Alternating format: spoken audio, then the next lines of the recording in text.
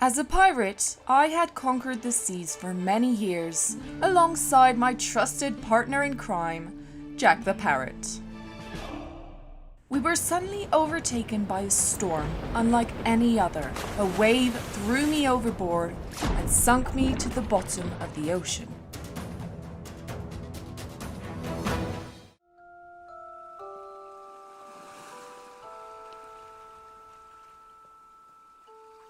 I woke up on this mysterious island, a palm tree shading me from the hot sun. I was stranded at sea on this tiny island forever. Well, at least until I close Minecraft and go to bed. Welcome back to another 100 days video. This time around, I spent 100 days on a survival island, hardcore. I am of course playing the 1.19 update, meaning that I don't only have to defeat the Ender Dragon, but the Warden as well. Join me on this adventure as we'll try to transform a tiny island in the middle of nowhere into an incredible survival base. By the way, tell me in the comments what you would do if you were stranded all alone on an island.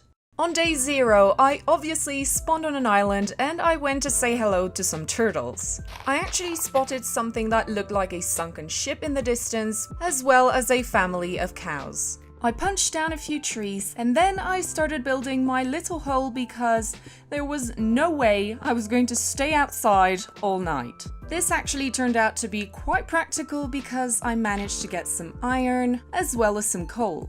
That night, I crafted myself an iron pickaxe and a shield, which would be very useful for day 1 because there were plenty of monsters waiting just outside the door.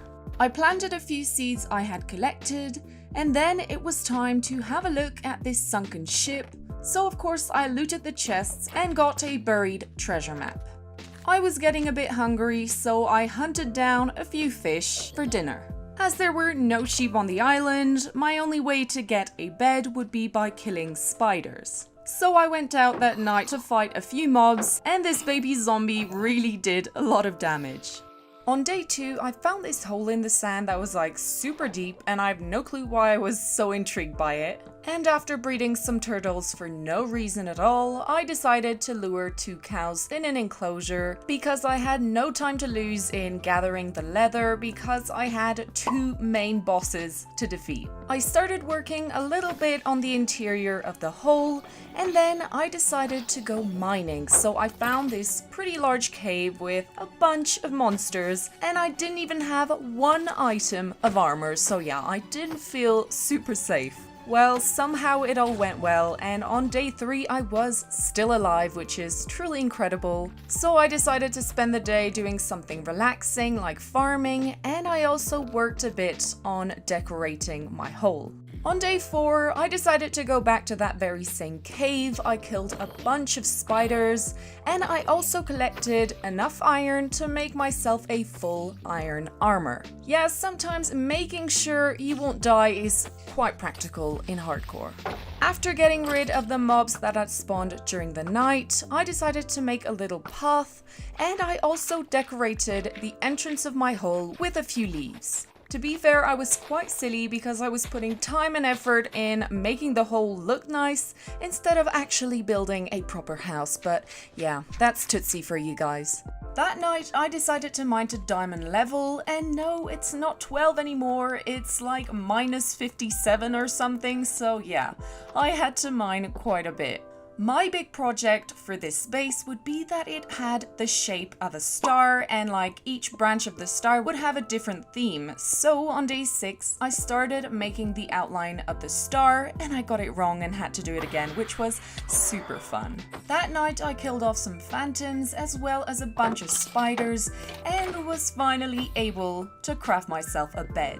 And here's an edit of me trying to redo the shape of the star. I mean, that was just so fun to do with an iron pickaxe, you know, with no enchants at all. From days 8 to 9, I started working on the very first branch of my star, and I was basically planning on making it like a huge crop field, which would be perfect for food as well as trading with villagers. To make this immense farm, I of course needed a lot of dirt. And I didn't have such a big island, so I was just hoping that I would have enough. For irrigating the farm, I decided to place a bucket of water every 8 blocks. That afternoon, I decided to go mining and I managed to find my very first diamonds, and I guess I was one step closer to killing the warden. I wasn't that close though, but yeah, baby steps. Later on, I actually found some more diamonds. Oh, but there was only one. Please tell me I'm not the only one who's like so excited when I find diamonds and then I realize there's one and I feel so mad. To ease off that frustration, I actually did a bit more strip mining. And I mean, by doing strip mining, you have way more chances to find a diamond vein rather than just one on its own. Quick fact on islands. Basically, there's this island in Japan called Okinoshima, and it is filled with rabbits. It may sound super cute, but the reason they actually inhabit the island is quite sinister. Basically, they were test rabbits in laboratories that have been released. On day 13, I made my way back up to the surface, killed off a few mobs that were wandering around, and I also crafted an enchanting table. I then started working on the area where I would build my actual house and not just a hole. I filled up any gaps and then I had a look at what palette of blocks I would like to be using. For the lower walls of the house, I decided to use a mix of stone, andesite, as well as tuff. On this island, the weather would change so quickly. It would be super sunny 1 second and then raining super bad the other, and it really reminded me of Ireland because it feels like it has a microclimate, like it can rain, snow, hail, and be super sunny all in the same day. On day 15, I was finally able to show off my stunning diamond leggings. And then I started making the outline for the second branch of the star, and of course, I didn't do it on the same level, so it looked really super good. On day 16, it was incredible. I managed to do the third branch without any issues. You know, that's pretty rare, you know, we have to be proud of it. On day 17, I apparently had a pet turtle named Gertrude, and she came along with me when I went to collect some spruce wood. Because yeah, I really wanted a tiny bit of spruce wood for the house, especially I love using spruce trapdoors, so yeah. By day 18, I was done with the lower walls of the house and I started working on the higher part. I used my very precious spruce wood to make a little arch, and clearly I wouldn't have enough for the entire house. On day 19, I decided to cover up the mess I'd made when I was collecting some dirt and some stone, you know, because I mean the island is so tiny, so if I already start ruining the landscape, it wouldn't be very good. I then decided to make some balconies all around the house using some oak logs as well as stairs. On day 21, I started carving out the windows in a way, and I also decided I didn't want to have like a typical door at the bottom of the house to just go in, so I decided to make a staircase going up to the entrance of the house. I then started working on the floor, just filling it up. I don't know why I was using some planks and not slabs, it's really not smart. And then I collected some birch and made a sort of archway for the upper part of my house.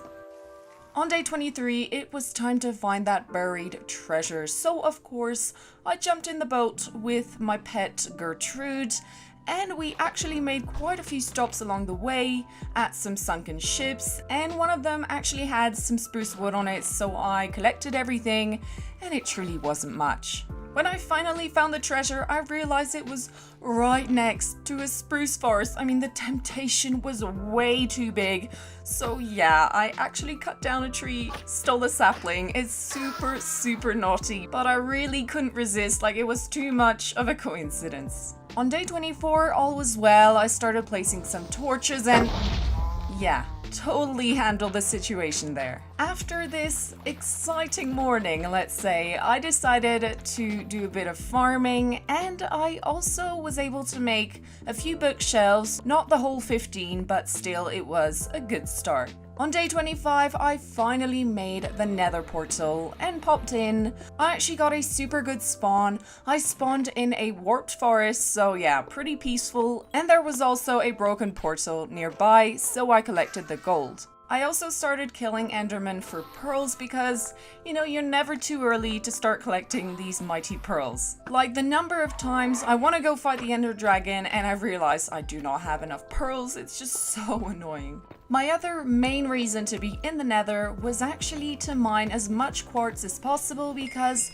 it's actually my favorite way to get levels, even more than like building an entire farm from a spawner, because you don't need to find a spawner and you don't need to build the entire farm either. I actually got super lucky. There was actually a nether fortress really close by, so of course I popped in, looted the chests, and I also killed a few blazes for the blaze rods. Like that I could start making some potions. On day 26 I killed off a few more endermen and I actually got my first pearl because yeah, all the other ones didn't drop anything, super good.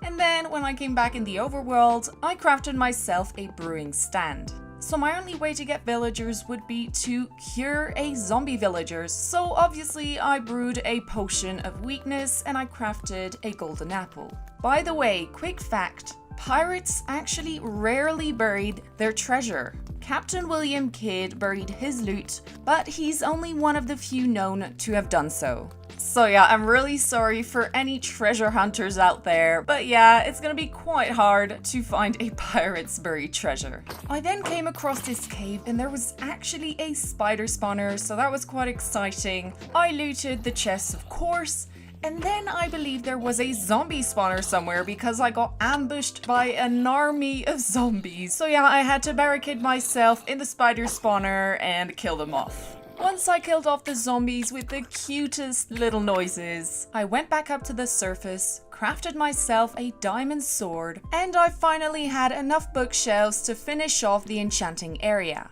I refreshed the enchanting table with a shovel, and then I managed to get protection 4 for my chestplate, so I enchanted it. On day 29, I continued working on the other side of the house. Now that I had a little bit more spruce because I'm so naughty, well, I could use some trapdoors to decorate the whole area. As I felt bad about the spruce wood, I really tried to use it as little as possible, like only for making trapdoors and the little archways. I then moved on to the roof and I decided to use some deep slate bricks because they were nice and dark and would make a nice outline.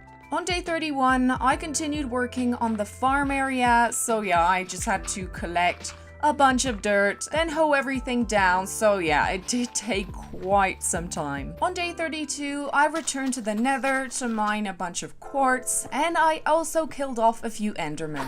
On day 33, the wandering trader spawned. Of course I had to kill him, and I attached the llamas to a post so that they wouldn't constantly spit at me. I then enchanted my diamond helmet, and I was quite happy with the enchantments because I got protection 4 as well as unbreaking 3.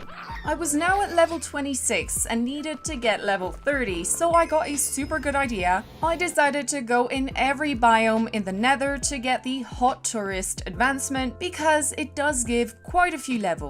And I now had efficiency 4 on my shovel, which would be terribly useful throughout this 100 days. I decided to use some lecterns for the balconies of the house, and then I continued working hard on the farm. And don't ask me why it took me so much time to just fill off this branch of the star with dirt. I don't know, I guess it was bigger than it looked. From days 35 to 36, I decorated the water sources. I also made an anvil to repair my pickaxe because I was using it quite a bit. And then I returned to the nether fortress, not to fight off any monsters, but to get plenty of nether bricks because I wanted to make my roof completely out of it. So yeah, here's the result. I really do think that the nether bricks fit super well with the deep slate bricks. I then went back mining for diamonds, and let's take this moment to learn a tiny bit about coral reefs. So coral reefs are actually super important. So first of all, they clean the water they're in. They also act as a barrier during storms. And most impressive of all, a quarter of all marine species live on coral reefs. I kept hearing zombie villager groans, so I dug around and I found this guy. So I brought him back home, threw a potion of weakness on him, fed him a golden apple, and simply waited for him to be cured.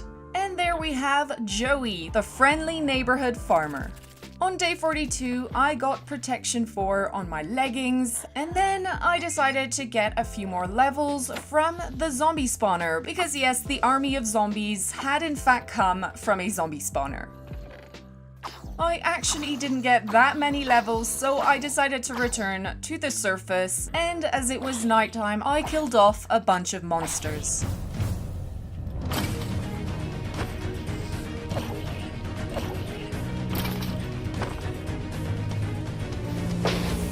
And at one point, I even managed to get a skeleton to kill a creeper, and I got a disc.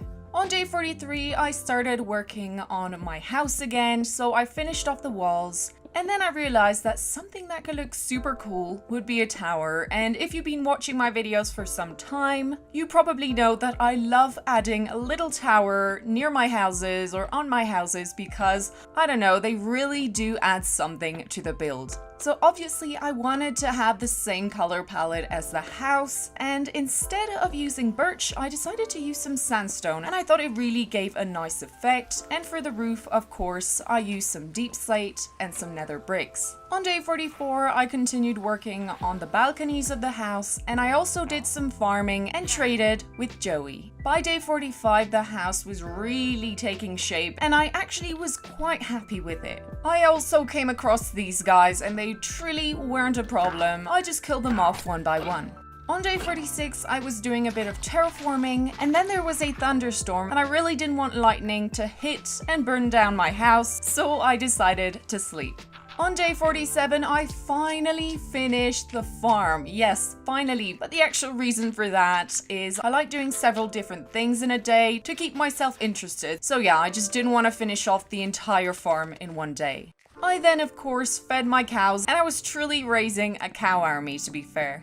On day 49, I continued hoeing down everything and planting a bunch of seeds. So the best technique for that is to actually alternate the crops because they grow faster if it's like carrot, potato, wheat, rather than just wheat altogether.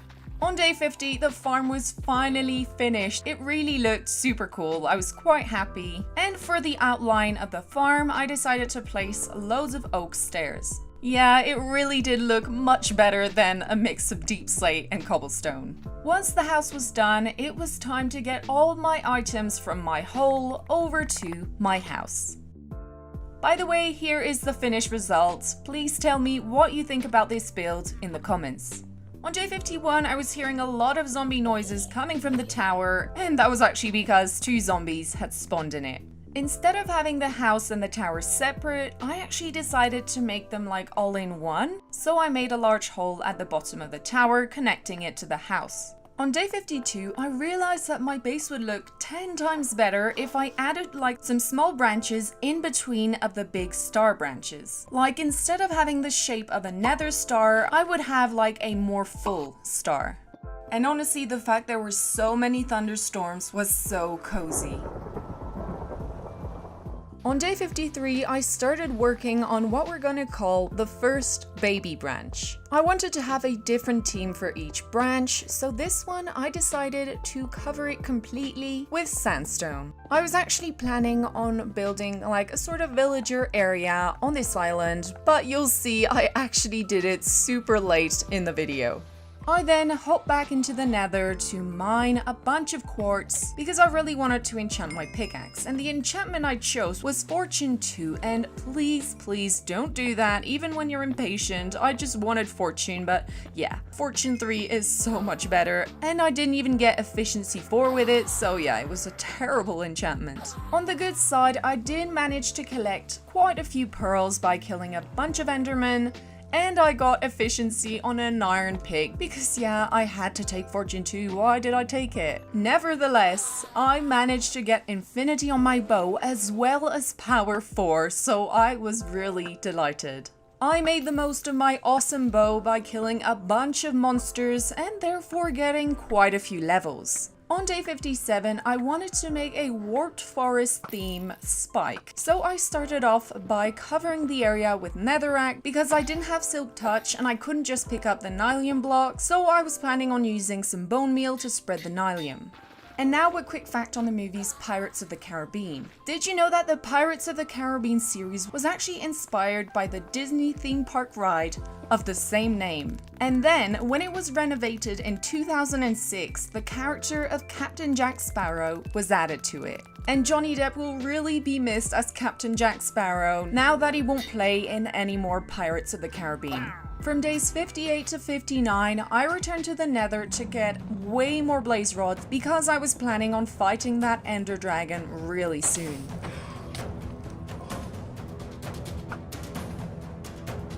Oh yeah, and I actually put some torches around the spawner, thinking that, you know, the blazes wouldn't spawn, but I was in the Nether. Oh my god, Tootsie, how silly can you be?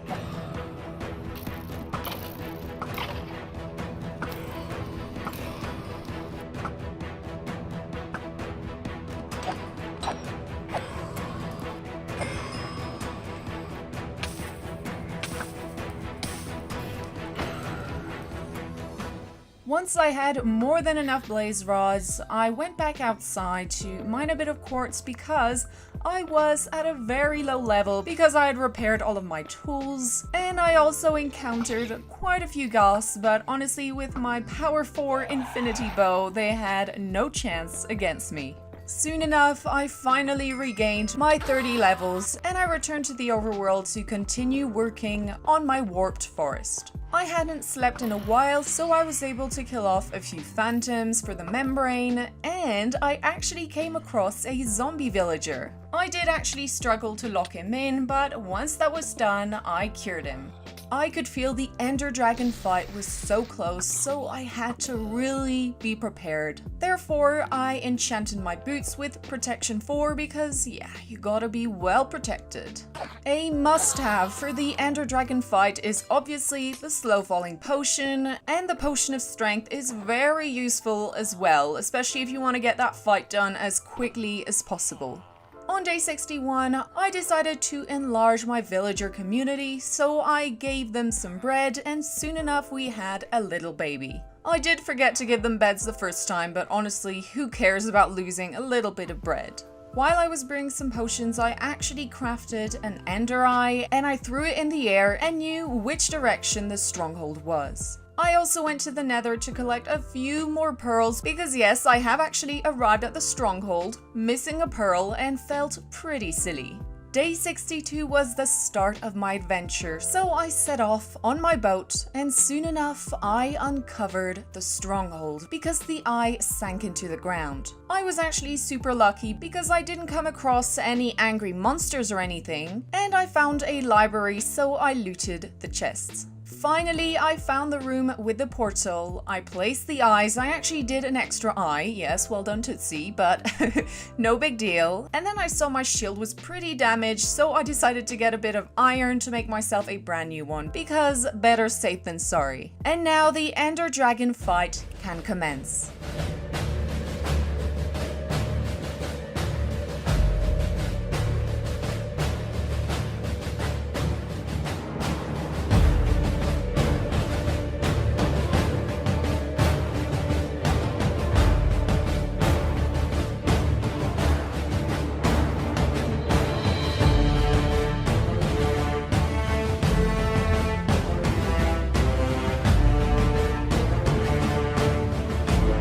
Every single Ender Dragon fight is different, and the annoying thing with that one was that I could not hit the dragon. Like, she would immediately kick me in the air every single time, believe me. I didn't care too much because I was getting better and better at shooting my bow, and with the combination of the strength potion, her health went down super fast.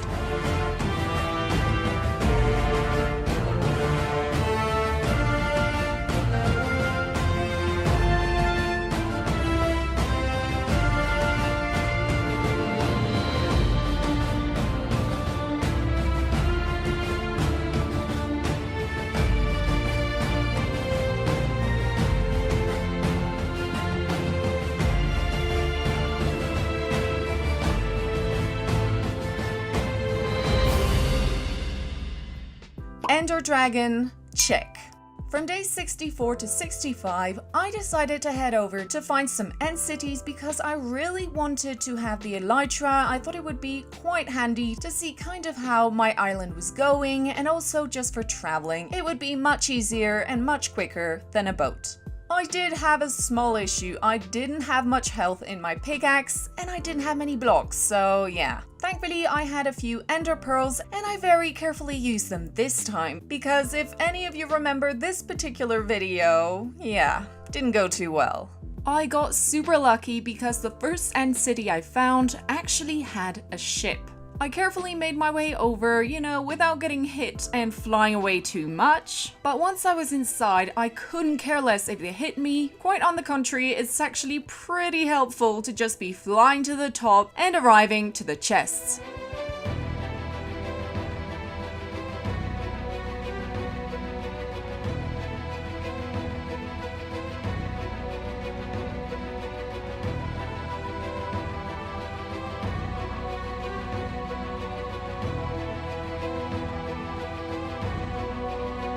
I was planning to go over to the end ship to get the elytra, so I had to make sure every single shulker was dead before I did so because yeah, I didn't have the elytra, so falling wouldn't be very good.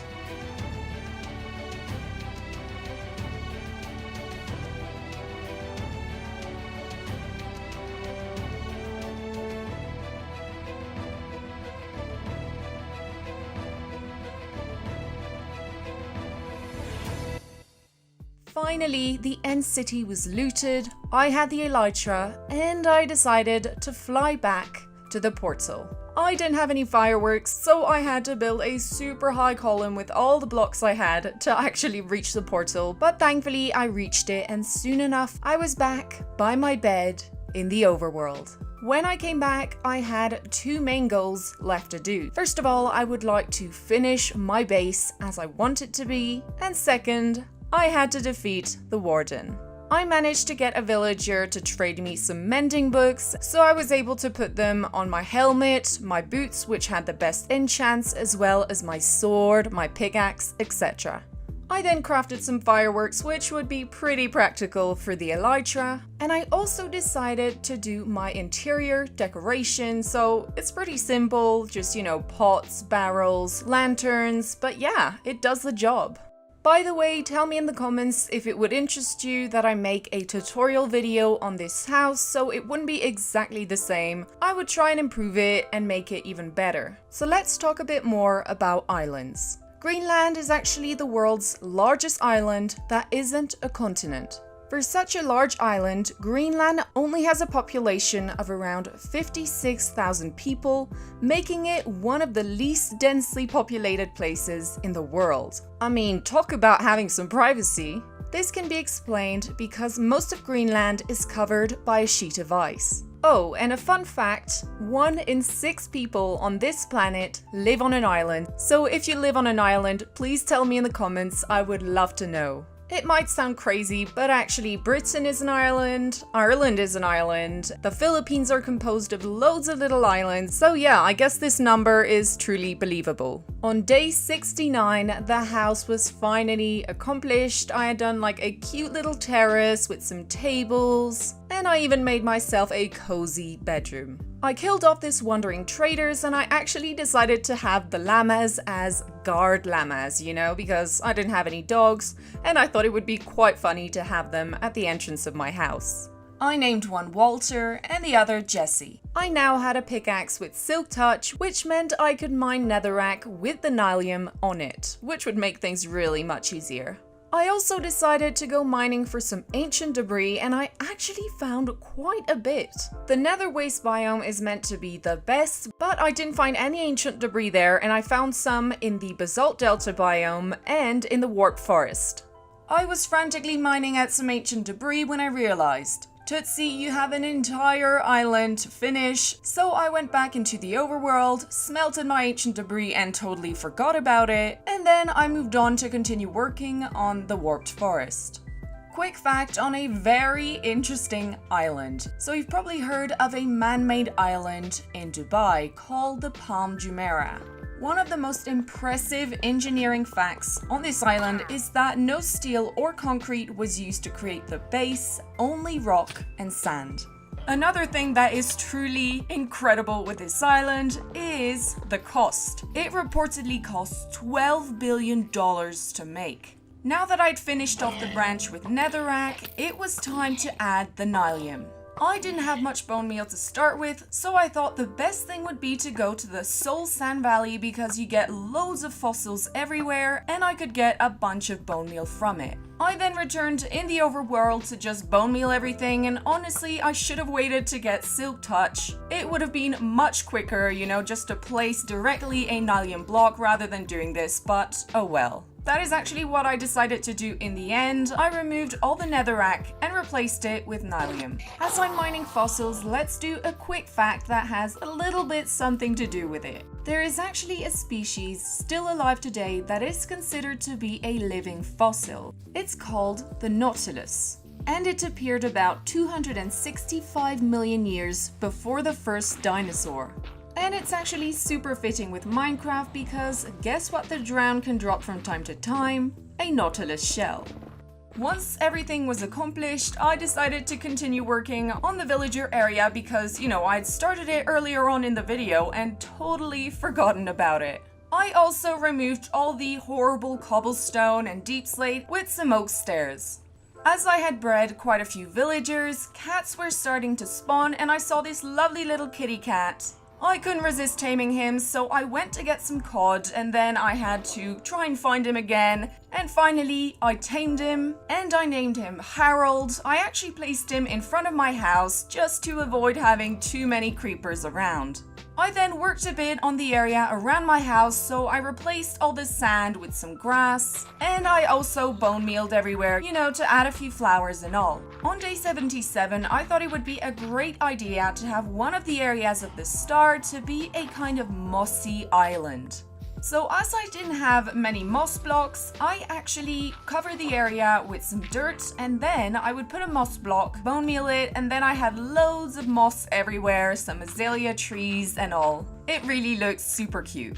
I also decided it would be a good idea to have a branch that was basically a huge sugarcane farm. I could trade loads of paper with the villagers. It would be really practical. On day 78, I finished off the lush area and, made everything nice. I even actually grew a few azalea trees and they really made it look super good. I then thought about what I could do for another portion of the star and I realized I'm in the middle of the ocean and geodes are actually super easy to find in the ocean. You just have to have a look around, and I actually found one pretty quickly and I totally destroyed it because I wanted to make part of my base look like a geode. When I came back to my base, I realized that a good way to see what it looked like from above would be to have a map of it and, to put the map on an item frame, and ta-da! This is what it looks like. So I didn't get it wrong. It doesn't look like a circle rather than a star, so that's already pretty good. So Madagascar is the 4th largest island in the world. And one of the very special things of Madagascar is that it is home to 70 species of lemurs found nowhere else on Earth.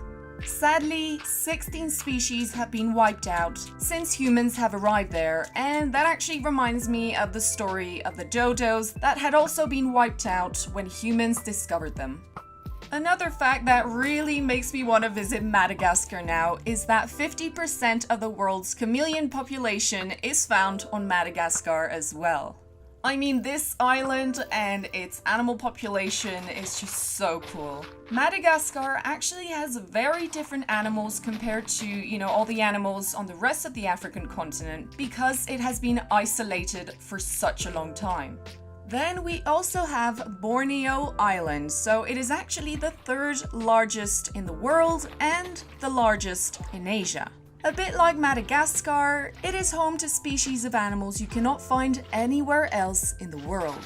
Let's get back to Minecraft now. So the second to last part of the star, I wanted to make it kind of like a bee haven. It would be like the peaceful little part with bees flying around, flowers, etc. A lot of you guys have told me in the comments that you really enjoy the facts in my videos, so here is another one. It's crazy to realize, but basically the ocean is home to nearly 95% of all life.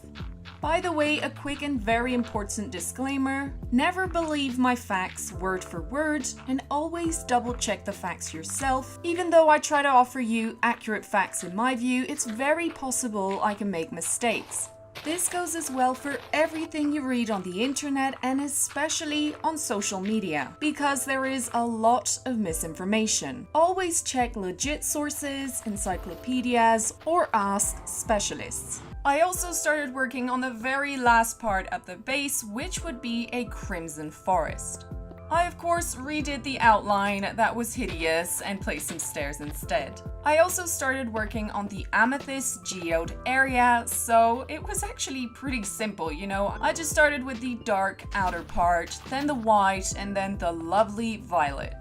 I actually would sleep less and less for two reasons. So basically, first of all, I could kill a bunch of monsters and, you know, get the levels to repair all my tools. And also I was clearly running out of time, okay? I had 12 days to finish this base, plus find the warden and kill it. So, I mean, yeah, I had to rush it a bit. I was missing a bit of amethyst blocks, and also I wanted to have a few more crystals, you know, on the area. So I actually found yet another amethyst geode. It was actually really close to the other one, and I killed off the monsters and destroyed the geode. When I got back to my base, I finished off the geode and I also placed loads of crystals. And obviously I removed this terrible deep slate that still had been quite helpful, you know, to know where I would actually do each branch. But yeah, it had to go. I decided to use the few amethyst blocks I'd left to actually make a path. I thought it made it look a bit more mystical and magical. It may seem a bit contradictory, but I decided to put my nether portal on the peaceful branch of the star. I don't know why, and I tried to pretend it was a kind of a tree stump or something, and then I placed a bunch of flowers, a bunch of saplings all around, bone mealed everything. I then went back to my house and removed all the maps so that they would update and I could see the geode in the top right corner. Once I finished the portal, I lit it up, and honestly, it really looks super peaceful, this portal. Like, even though it leads to a terrifying place, it still looks quite nice in the overworld. This sugarcane farm took ages to make, but finally I totally finished it on day 91. Well, at least all the planting, and then I took my elytra, my fireworks, and I had a look at my base from above. And honestly, it was already looking super good.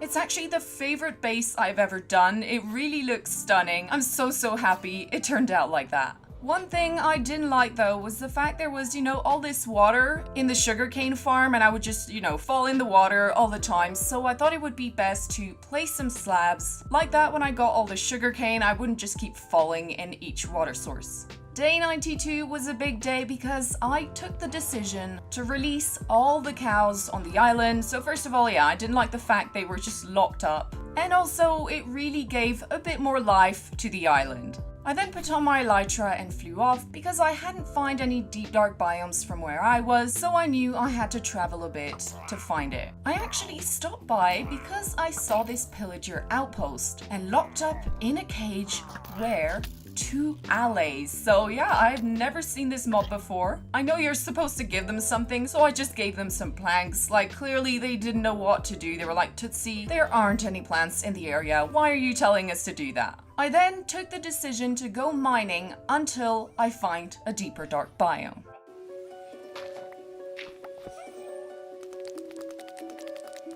And after quite some time of mining, I actually came across this geode that had these lovely little vines. They really look stunning. At that point, I knew I'd found the deeper dark.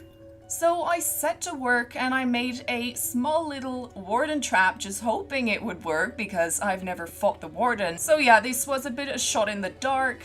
And once the trap was done, I made as much noise as possible. I was jumping everywhere and I couldn't figure out why nothing was happening. So I looked up on internet what to do. And basically a 𝓢𝓱𝓪𝓭𝓮 has to detect your movements. So I had a look around. And soon enough I found this mighty 𝓢𝓱𝓪𝓭𝓮, so I built the trap once again. It's actually super easy, just a hole with a few trapdoors. I then gathered up all my bravery and ran onto the 𝓢𝓱𝓪𝓭𝓮 3 times.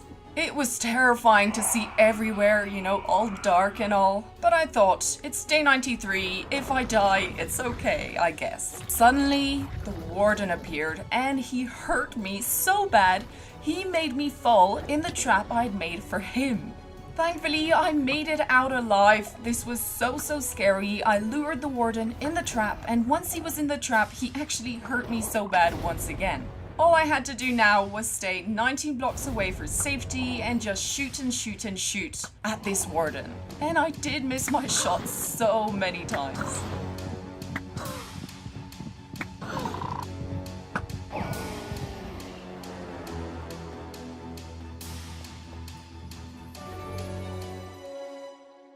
On day 94, I arrived safely home. It was really misty and raining, and I decided to work a bit more on my sugarcane farm because, yeah, I had a lot of slabs to place down. I also started working on the Crimson Forest, just placing loads of netherrack blocks everywhere. Guess what? I had forgotten all about the ancient debris I had. So yeah, I actually turned it in netherite and upgraded my helmet after defeating the Ender Dragon and the Warden. Very smart. On day 95, the weather was much better and I finally finished off this sugarcane farm, and it actually looked pretty cool. I mean, it's quite a big farm.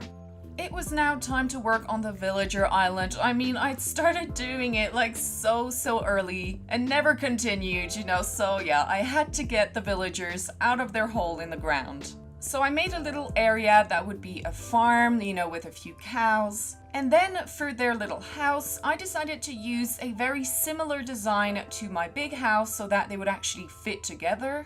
So of course I used some spruce trapdoors because I really like them, as well as some birch. And for the roof, I used some deep slate bricks as well as some nether bricks. As I had gotten millions and millions of wandering traders to spawn on the island, I also had a bunch of llamas, so I decided to bring a few llamas in with the cows on the villager area. Once the villager area was done, I put some beds in and released the villagers. They were actually super confused, like only the farmer came along and all the other villagers became librarians because all my balconies were made out of lecterns.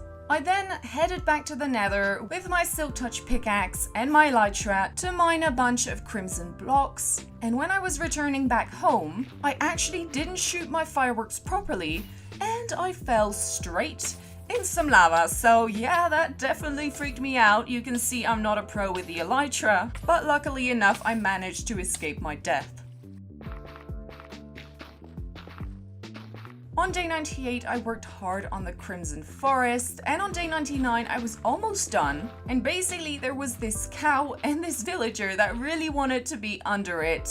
But I decided it would be best for them to actually live on top of the island rather than underneath.